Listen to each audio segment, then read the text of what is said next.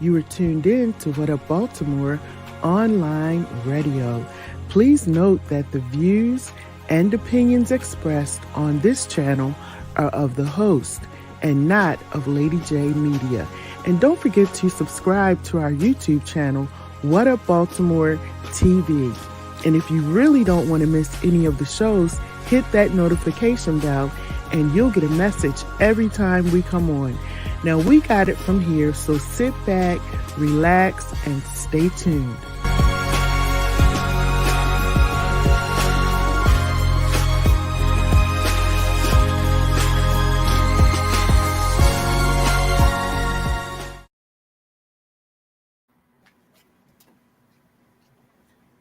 Did everything come?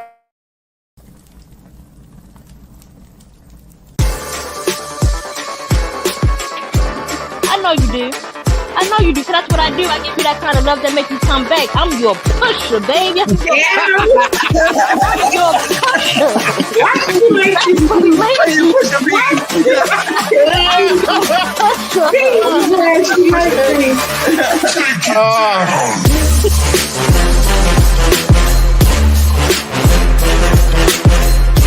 Hey, little black boy, let me holler at you for a minute.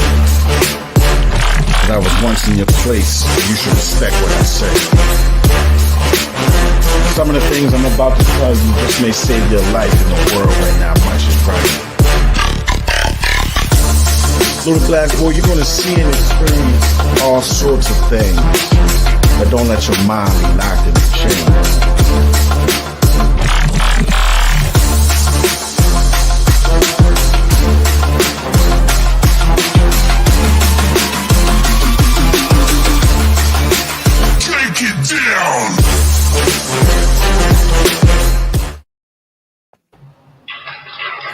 All right. Welcome, everybody, to Spitfire Poetry Shutdown. I am your host, John Hansboro. Today is February the 7th, 2024. I hope everyone is still having a wonderful start to this year. If you're not, do something to motivate yourself. Go around somebody that inspires you to help you get in that mode, all right? Shout out to Lady J Jenkins. I wanted to let you all know this is being brought to you by Lady Butterfly Entertainment. Go to the What Up Baltimore YouTube channel and subscribe to the page so you can always know when we coming on, whatever shows we got. You'll get to subscribe, hit that subscribe button so you can follow us, all right? You can get my books on Amazon. Unusual Favor, Spitfire Poetry Volume 1 and 2 are also available on Amazon. I want to thank everybody who supports me and buys my books and T-shirts and things of that nature. All right. Tonight, guys, we got a family member on the show tonight, y'all. So this young lady is a pianist. She is an author. She is a poet. She's an actress. She's a producer. She has a lot of different talents that she owns. All right. I met this young lady on the cast of the I Am Woke poetical experience. Shout out to everybody over there at the I Am Woke family. That was written by Thomasina Redmond, aka Aneski Anna Kamzet, and her husband Victor, the CEO. So we got my sister Ashley Tiana on today. Ashley T, darling, how you doing, Ashley?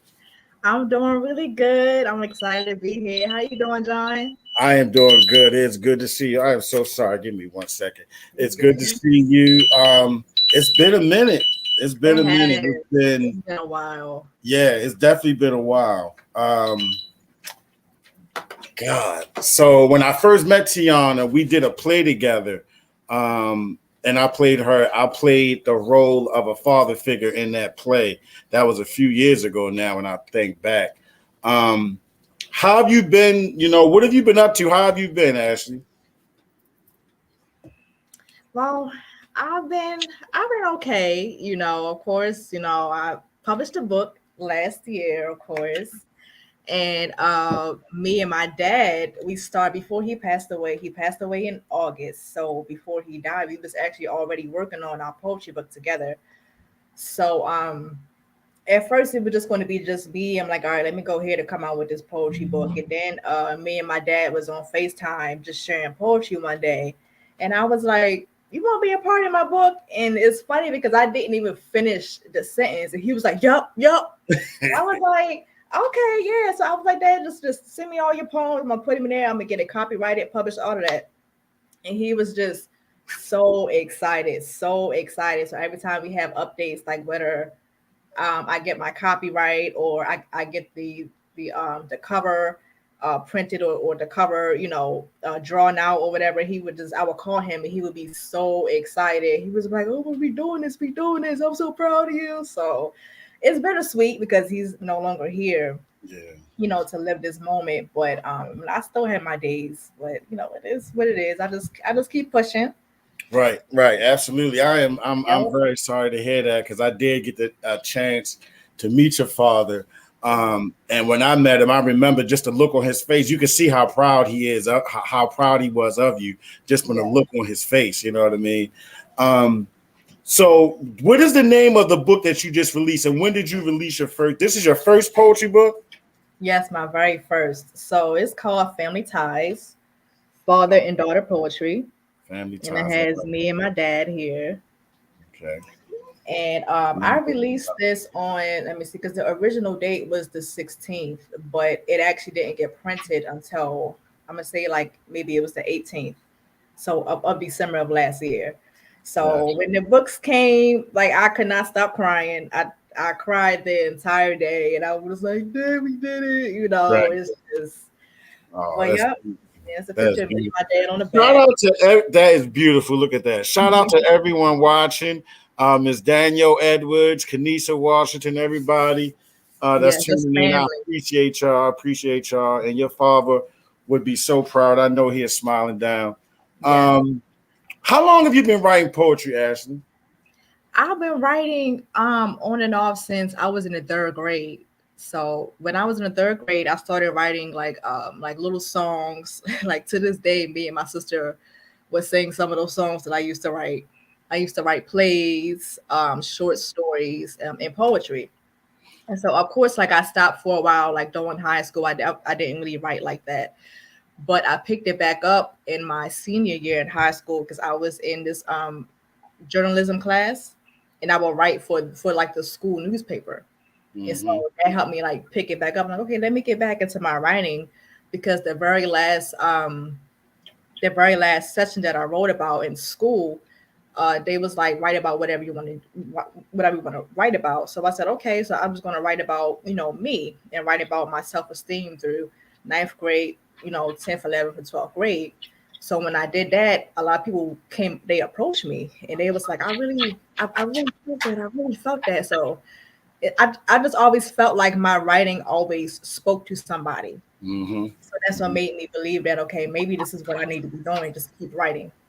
And I get it from my dad. So is it therapeutic? I asked everybody this, but is it therapeutic for you to write? Absolutely. I wrote a poem recently, and it was about this girl on my job that was getting on my nerves, but I wrote a poem about her. And after I wrote it, I was like, okay, I feel better now. Right. You know what? That's funny you say that because I do that too. Somebody could say something or do something, and I'm like, instead of saying something to them nowadays or over the last couple years, actually, I'm like, damn, when I go home and get that pen, I'm gonna tear your ass up because you have no idea. You know what I mean? You just got on my nerves so bad, and you have no idea. I'm about to write something about your ass. But I definitely understand. I do the same thing when it comes to writing. Now you said it was such a good feeling when you first received that, because this is your first publication, right? Right. Yep. Right. So what was that like when you received that in the mail?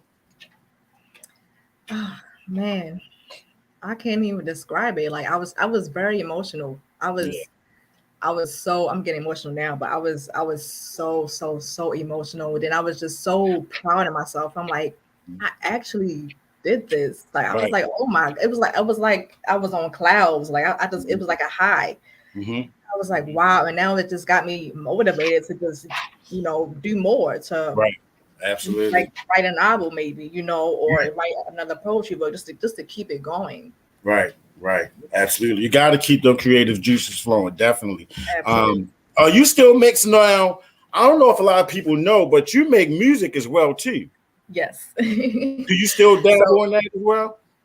yes, so I've been working on a few things. I haven't gotten it recorded yet. So usually the person I go to record, his name is Patrick O'Neill. He has his own studio, Dreamlight Studios, here in Baltimore and in Florida. So yeah, I haven't been like recording lately, because lately my main focus has been the book. However, now that the book is published, now I want to get back into my music and my piano and everything. So I'm slowly getting back into that and just putting things together, just one step at a time. Got you.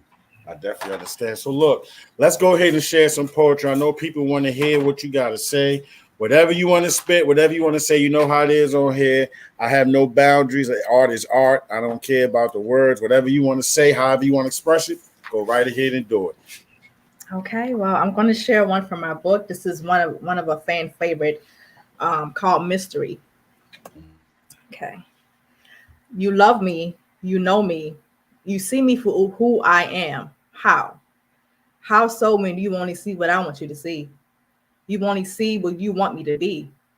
You only see the surface of what you perceive to believe and what you conceive to receive. You make your own image of me. You got me all figured out in your head based on how I should act, talk, think, because it's what you choose to believe. I don't let you see all sides of me. Why? Because that terrifies me. So you may see my representative or just my surface. You may dig a little deep and find it perfect, but you still don't really know me. You may only see this and define it as who I am, but when I show you that, it's no, ma'am. And when I combine them, you pluck away the pieces you believe is unworthy. Some see my personality as a straight path, but it's curvy. You may only see a few sides, but that's if I let you. You may define some of my sides as unwise, but that's if I let you. I'm me, the big mystery, a gallery of art in the ministry of my territory. It's complementary, you see. It's the whole anatomy that moves secretly through different frequencies pleasantly. It's my personality. Or a big mysterious anonymous being. But that all really depends on what I choose to let you see. Sometimes I am a closed box and only share very little. Sometimes I'm open to discuss certain pieces of me internal. But that all really depends on what I choose to let you see, but don't try to define me. Why? Because you don't know all of me. It's mystery. I love it, Ashley. I love it, Mystery. I love it. Your style, I like your style. Your style seems like it's someone just right straight talking to us when you're saying your poetry. You know what I mean? I feel it. What inspired that one right there? And what is the name of that? And was that in your book too? Yeah, it's in my book. Okay. So it's called Mystery. That what inspired that is because sometimes I come across people where it's like they think they know who I am, but then say I'm hanging out and I may, do something different and they look at me crazy and like, oh, that's not you. But like, you don't really know me. You only know this part of me. You know what I mean? Especially if I'm just getting to know you, I'm not going to be so open and show you like everything of me. And sometimes the part when I said it terrifies me is because sometimes, to be honest, I'm afraid to open up to people because I feel like sometimes when you open up, people take certain things and use it for their advantage, or use that to take advantage. So I try to just close up until I'm like 100% comfortable with you, and then I can open up completely. So that's what made me write that book or write that poem. I feel that though. I do the same thing. I'm not very I gotta like feel you out first. You know what I mean? Yeah. Mm-hmm. Feel people out first. To see who they really are. A lot of times, the person that you meet with people is that representation at first. It's Absolutely. Not really them. You know what I mean? Yep. So, I try to take my time with that too when I meet people and things of that nature, because you got to be careful who you let get close to. You definitely do. So Absolutely. I definitely understand that. Absolutely. Yeah. How long have you been writing the book, Family Ties? When did you start that? I started it, let me see. Let me see. I'm going to say like the beginning of last year, and I'm going to say it was around springtime, but it was still cold outside when I asked my dad to be a part of it. So yeah, so I'm gonna say it's been going on for like a year. Just What getting was, everything together. and what's that like though? That accomplishment, you always have something that's here. Whether you're here or not, you got something that's left here, that's Right, staple. You know what I mean? right. Um, I know you plan on writing more work. Do you plan on doing more poetry, or do you want to write like a novel, book, or anything like that? Like, what do you plan on doing right now? Honestly, Other than I promoting want to do family both. ties, of course. Say it again. I said other than promoting family ties. Oh yes, I actually want to do both. I want to continue writing poetry because I have like so many poems that I wrote that I have not performed yet. So I want to add those in like in another book, and then I also want to do a novel as well. Mm-hmm. And see how that goes. So when I met you and we did that play, was that the first time that you were on stage? No, so I've done many plays at church. Okay. Yeah. Okay. Because you definitely were seasoned. Like you really did a great job in that. And you got so many different talents, Ashley. Now it's interesting because I saw you read a poem. I believe I don't know if that was your home church that you was reading from. It was like a couple, maybe a week or two ago. But a lot of us, because I started my first time reciting a poem was at the church that I was going to back. This was in like 2013, you Mhm. know, a place where at the time I was familiar with everybody. I was comfortable. So it was easy for me to recite what I created. You know what Mhm. I mean? Yeah. Um, when you're writing and you're reciting something in a space, where do you go to mentally to keep you focused on what you're doing? Like a lot of times I just, I'm a cannabis user, so most of the time I'm medicated, but I like to like just be in a space where it's nice and just laid back, candles type lit, or even if it's not that type of environment, I imagine that when I Mhm. go and do my piece. Where do you go at before you go and start to recite your creativity? So for me, usually I like peace and quiet. Yeah. Cause like if it's music playing in the background, I feel like it changes my flow to what I'm trying to do. Or if I got something on TV, it just kind of irritates me. I like just peace and quiet. And usually my room, I try to make my room like a nice quiet, nice chill space with plants and everything. And I go ahead and write. Or I don't know, it depends. If I'm like really, really inspired, that's when sometimes I've wrote a poem in an Uber car or on a bus because Mhm. whatever I'm writing about, it's like I got to get it out. So I just Right, be on right, the bus and just. right. So yeah. So Daniel Ed, somebody Miss Edwards, I think somebody Edwards. Is it Daniel Edwards? Dang, Edward, yeah, Said, that's my brother-in-law. okay, Daniel Edwards. Gotcha. Shout out to Daniel Edwards. What's up with the poem My Mental? My mental. Oh, that's Yeah. another fan favorite. That's another fan favorite, and it's Can also in you his do that book. for us? Because yeah. Let's hear that one. Let's hear Absolutely. that. Let's hear it. All right. My mental. Everybody is laughing and having a grand time, except you. You think to yourself, why am I so sad? I want to laugh too. Mm. Why, for some reason, I want to cry too. I want to isolate myself and cry because I'm feeling blue. Got this cloud over my head again. Damn. I need a breakthrough, a rescue, a tissue. Eyes starting to water up. You hope nobody noticed. Because at this moment right now, you're feeling broken. Put on a fake smile again, wear it as a token. Seems all the joy you've been feeling lately has just been stolen. Still, you cover it up and put it in a poem. Crying spells and sad spells and spells of insecurity. Feeling unmotivated, less confident. The hell is wrong with me? This isn't who I am. This isn't who I want to be. And for some reason, I really can't help it. It's like it's a part of me.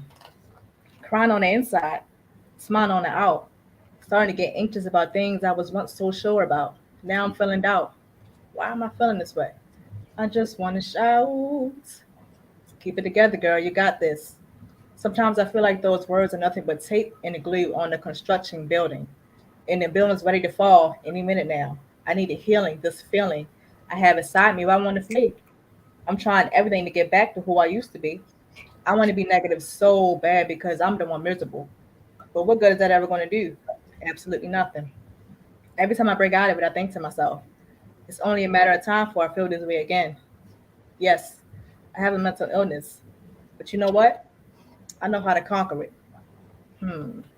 Pray to my God and infuriate it. Meditate with my crystals to subdue this, changing my thinking to positive thinking. Man, I overpower it. I'm exquisite. Remove this dark cloud from me at once, baby. I'm confident. That fake smile turns into a real smile. Girl, I'm happy and lifted. My girl told me get a morning routine. I did it. My sister told me I'm that chick. I believed it. My God told me start loving myself. I did it. Man, I'm amazing. My confidence is blazing. My motivation is raising. My life is breathtaking. Even though I get sad sometimes, I remember I'm still blessed and highly favored. I'm so grateful for my life. I'm spiritually flavored. And I will not let this illness conquer me. I'm too powerful. Wow, I love it. I love it. I love it. I love it. Yeah. I think one of the hardest things that we do as poets is express ourselves. And when I mean express ourselves, I mean like certain things that we put out there about Right. ourselves. You know what I mean? Mhm. My story that I wrote about me and my wife, it took me a minute to be able to come to a place where I felt comfortable with putting that out there to share with the world. Once she was comfortable and told me, yeah, baby, go ahead. That's your truth. You know, you go ahead and tell it. I was like, at first I was a little skittish. And then when I did it and I got that copy that they send you to proofread and all of that stuff, I'm like, shit, this shit is really happening now. It's too, if I wanted to pull back, it's too late now because this is it. This is happening. I think that us sharing though with people is what helps other people heal or get inspired, you know, in certain situations, or make themselves think to themselves like, you know, I'm not the only one that's dealing with whatever I'm dealing with. Now, with that poem, oh, she'll be right back, y'all. With that poem that she did, My Mental, I believe I've heard Ashley do that before. I know I have heard it twice before. The first time, though, she was at an event, I believe, with some friends, and she shared that. And it kind of, I watched it like 2 or 3 times in a row when I first saw it. And it blew me away. And I was like, that was really gutsy. That poem, My Mental, Ashley, I remember, didn't you do that somewhere at an event before? I did. Yeah, I did. I actually performed it quite a You few was with times. some friends or something, right? Yeah, so my very first time performing that poem was the very first time I came out and did an open mic ever. So that was 2021. Okay. Yep. And then I have that poem actually on my SoundCloud with Patrick, the guy I told you about earlier, doing the saxophone behind it. Ooh. So yeah, I have to promote that more because it's really good. So I know what inspired that, you know what I mean? But what was it about it that made you say, you know what, I'm going to write about this and I'm gonna put it out there? Like what made you go there with it? So, because I remember it was this day, because we was actually on our way to Virginia for my mom's birthday party. So, you know, everybody's in a good mood. And like from the beginning of the day, I can feel like the sadness trying to come over, but I keep trying, like, no, not right now, not right now. It's, you know, it's a good day, it's a good day. So I keep trying to be positive.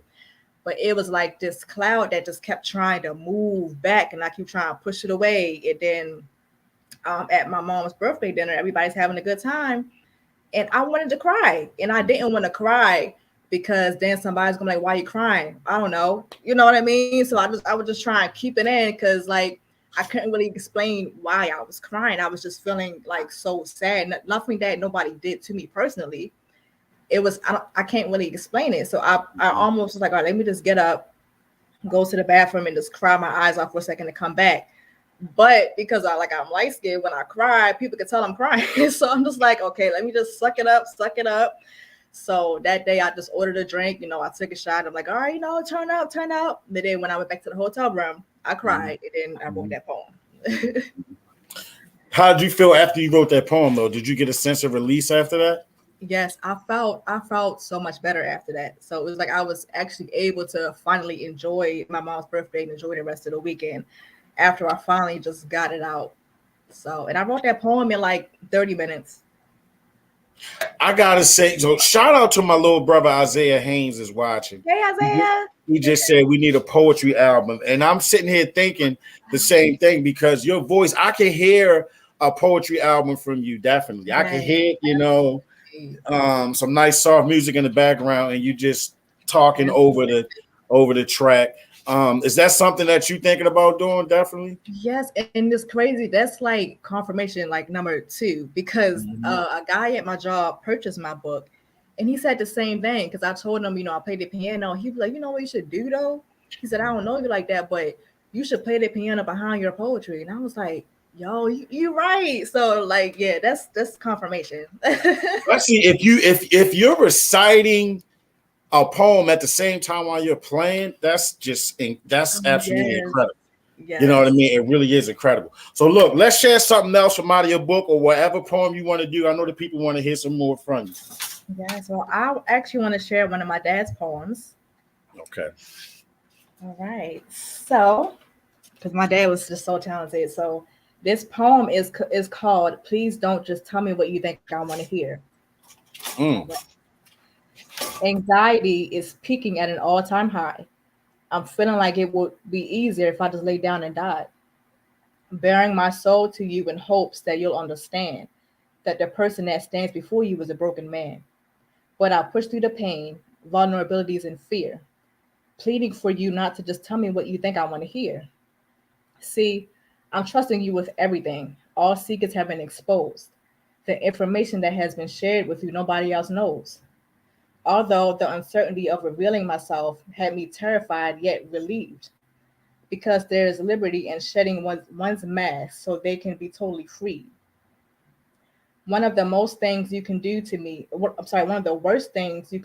after I push through the frustration and tears is being overly concerned about my feelings and just telling me what you think I want to hear. I always say if you love someone, then you should tell them the truth. The only way to kill a lie is to pluck it from the root. All I ask is for you to open up and share all of you with me. You'll find life can be filled with bliss, and we can be as happy as can be. And with us sharing this truth, we can pass it to our kids. Show them so that real love won't go over their heads. So with all the information I gave you, I hope I made myself clear. Please don't waste your time by just telling me what you think I want to hear. All right. I love it. And that's the name of that is Don't Tell Me What You Think I Want to Hear. Yes.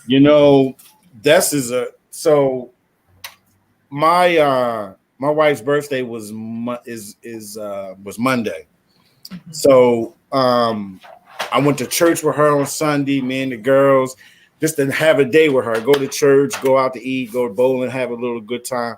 And I'm sitting in the church, Ashley, and this guy started to, you know how people start feeling the spirit, you know what I mean?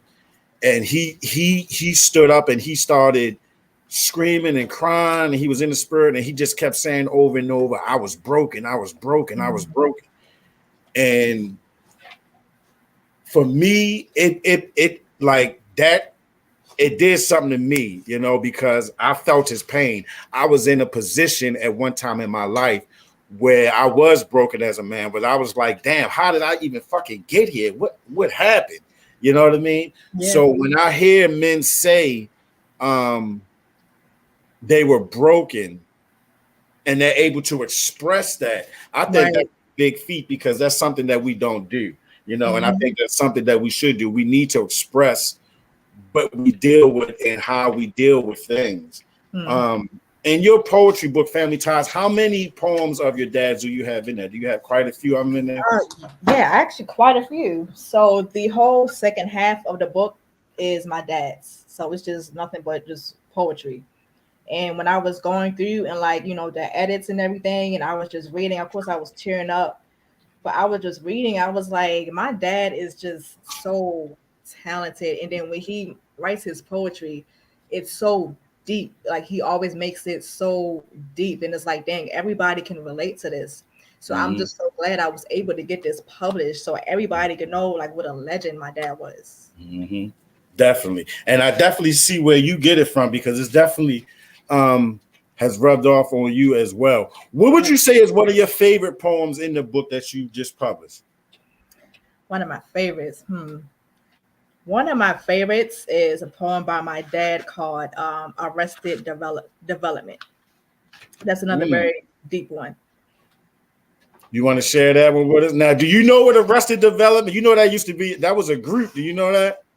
Really? Okay. Yeah. I did not know. Yeah. I know your dad know because That kind of recently, and I was like, oh, I never knew that. yeah, that was a music group. I forget where Arrested Development was from, but they definitely was a music group. I'm trying to think of the name of the song now, but I'm telling my age. But yeah, Arrested Development, that was a group back in the, I don't know, late early 90s, I want to say. Okay. Yeah. Yeah, but whenever you're ready, let's hear that one too. All right. Arrested Development. Okay, now this one name, I've struggled with this every time, so bear with me. Okay.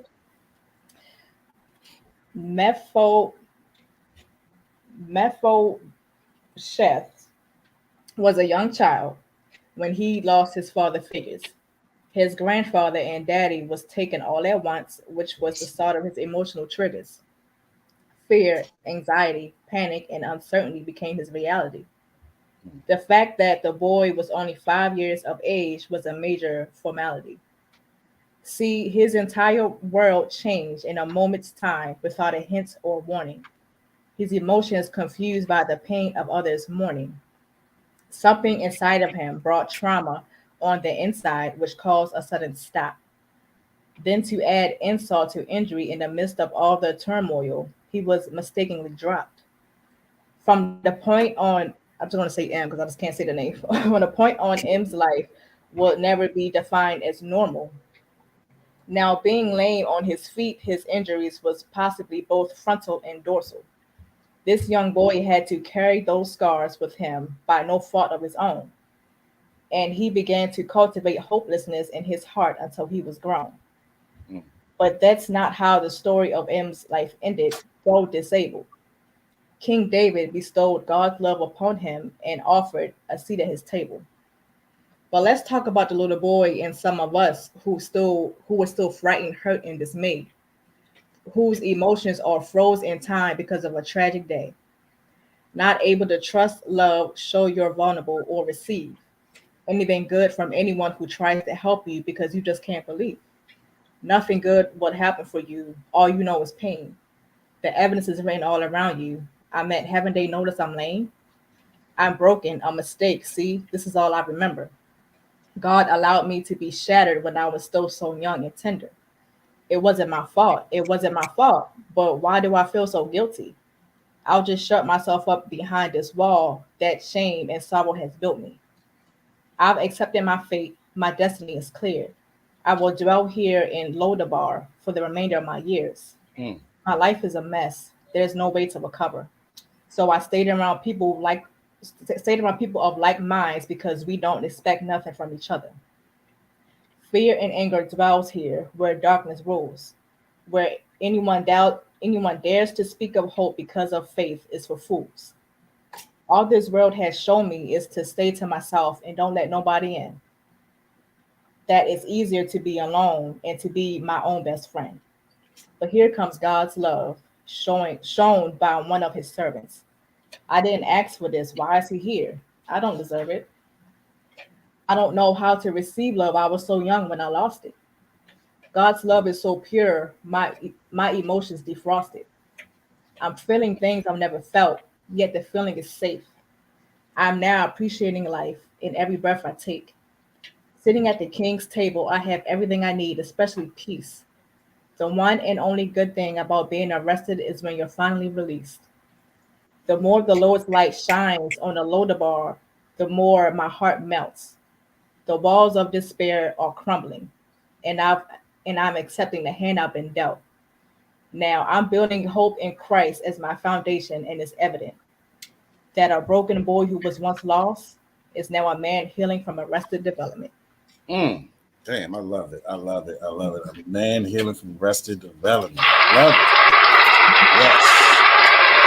That is deep right there. Arrested Yes, development. that's one of my favorites. Yeah, that's deep, and it says a lot, especially as what we deal with as black men. You know what I mean? That definitely says a lot. Also, too, I want so by this being Black History Month, right? Of course, Mhm.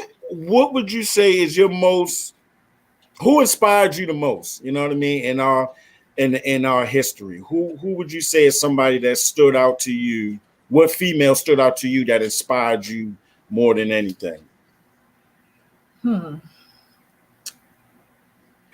Let me see. Her name is on the tip of my tongue, and I know as soon as somebody say it, and be like, "Yeah, but it's her. I know it. I know it. I know it." She was a poet, Maya Angelou. Maya Angelou, yeah, Maya she Angelou. is. I She just is. I love her poetry and just the way, like her writing style and the way she says her poetry. I'm just like, oh man, yeah. Yeah, It, her voice was something too. It was, I think for me, it was her voice. She made it seem like it was so easy, like she would just be speaking, just yes. naturally talking. You know what I mean? Mm-hmm. Um, I would say though, definitely Langston Hughes is somebody who and this is only because I did a little bit more research on him. I've read about some of the things he did as far as traveling. That man went through a lot. And he traveled a lot on different ships and things like that. Um, when you think of like Black history, though, you know, because we get such a short month, Right. um, what makes you what gives you that inspiration though? You know, you said you like Maya Angelou, you know what I mean?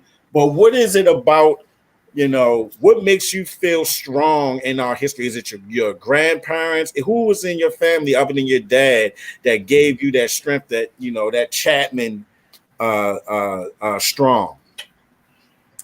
Let me see. That gave me the Chapman Strong. I'm gonna say, my grandma Thelma Cooper. Mm, So she is something else, but she is an amazing woman. And I just know they just love, like keeping the family together, yeah. just keeping that family together and keeping us strong, and just just that we carry ourselves a certain way, because we not about that little rah rah, nothing like that. Mhm, mhm. But yeah, I'm gonna say my grandma. Yeah, I could, you know, Ashley, when I first met you, I knew you came from a good family. I wasn't surprised when I met your father because the way you carry, just like you, what you just said, the way you carry yourself, everything about you, you know what I mean? When we were doing rehearsals and all of that, you know, you was just the way you carried yourself was respectful. You represented yourself and you represented whoever brought you up in this world around you as well, too. So um I want to give a shout out to everybody who supports you and everybody who's watching this show right now, who are supporting you through everything that you're dealing with, because that means a lot when we It have does. people It does. in our Thank you corner. so much. Yeah, it definitely means a lot when we got people in our corner. So look, let's share another poem before we get out of here and let you tell everybody how to follow you and all of that. All right. So this is a poem that I wrote kind of recently. I was watching this movie. What was it called? It was what was it called? Uh, the Appendix. So I'm like, this movie kind of dumb, but I'm not gonna lie. At the end of the movie, I cried, even though it was kind Yeah. of dumb. I cried because like I read it between the lines in the movie, and Mhm. it motivated me to write this poem. This poem is called Herself. Mm. So this is really a two person poem. So when I do perform this, I'm going to find somebody to do play her, and I will play self, of course, if I can find it. I know I have it. Oh, here it is. Okay. So it's two people. Her. I hate you, you know that. You're always doing everything wrong. And people, they turn their back. They look at you like a sad song. Pity, woe is me, to be stuck inside this body. Self. Whoa, you had me there. You said some pretty hurtful words. Life already isn't fair, but at least love all of your curves. Pretty, glad is me, to strive inside this body. Her. Please, look at you. Not the brightest thing to see. You suck, you're stupid. Can't even get stung by Cupid. You're lazy, you're boring. Common sense be soaring. Self. Applause. You made me laugh. Who knew I could be so funny? But I'll pass. Your words are like glass. Sharp negative words. It's absurd. Her. Have you heard? Your self of direction is blurred. You can't think for yourself. You scared. Afraid of confrontation or nerd. Self. Don't compare me to the old me. You knew I grew out of that. Her. You're weak. You're ugly. Self. Honey, you know that's not a fact. Her. You want to be loved so bad became a dummy. Self. And I learned my lesson and I won't go back. Her. Time isn't on your side. You're aging with no family. Self. No longer have anxiety about that anymore. Let's try again. When the time is right, those things will attract to me like gravity. Her. You think you're so smart. Self. I am. Her. You think you really changed. Self. I did. Her. You're awkward. Self. I'm favored. Her. You're slow, incompetent. You can never be important. Self. I'm unlearning these old agreements, taking bereavement, constantly switching your negative thoughts as my achievement. I know what you need. You need nourishment. I love you. Her. Well, I hate you. Self. I love us. Her. Yeah, right. This isn't true. Self. I love me. Her. After all we've been through. Self. We are made in his image. It's important to love us correctly. You are a part of me, so listen to this carefully. Yes, I made mistakes, but I forgave myself passionately. This self-love is a journey, a hard one, certainly. But we got this. Both. I love you abundantly. Ashley, that's deep right there. That's that. What's the name of that again? It's called Herself. So that's deep. And while you're sitting there reciting that, I'm picturing how you got the two people doing it at the same time. You had a post up. It was last year, and it made me watch the movie where you had the girl. I forget the name of the movie, but it was a scene where the girl was like talking about a dude and that was Issa Rae. Right. And you had me watch that so many times, and I was laughing so hard. But that poem reminds me of that. Like I can see you doing that, doing a like 2-person, almost like a skit for that poem. You know what I mean? Yeah. Man, Ashley, you are really so talented, sis. I mean, it's a pleasure to have you on the show. I am looking forward to some of the things that you do because you're just scratching the surface, sis. Seriously. You know what I mean? I'm going to get. How can I get your book too? Let everybody know how we can get your book, Family Ties. So right now I have the link on my bio for both my Instagram and my Facebook. My Facebook is Ashley T. Darling. And the link to my website is posted in my bio. Also, I have the link posted on my Instagram as Ash_Tiana30. My old page was hacked. So it's ASH_TYANNA30. And you can click the link and it'll lead you straight to my website to purchase a book. I love it. Shout out to my brother Isaiah Haynes. I feel you, bro. I mean, it makes me want to write after this too. Every time I have y'all on the show afterwards, I always go into some type of zone where I want to read or write something.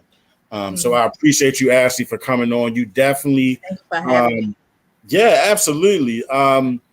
You definitely, I can't wait to see what you do because I'm a fan. I really am a fan. I'm a fan of your poetry. I'm a fan of your on stage acting because you are a serious actress as well. What you did in I Am Woke was like incredible. Like it made me like shit. I had to be on my game because you was with it. You was right. You was there. And you was in the moment and I loved it. And it made me like open up more and get into the craft even more. So I want to thank you for that, Ashley. Everybody watching, I appreciate y'all. Y'all, please keep supporting my sister.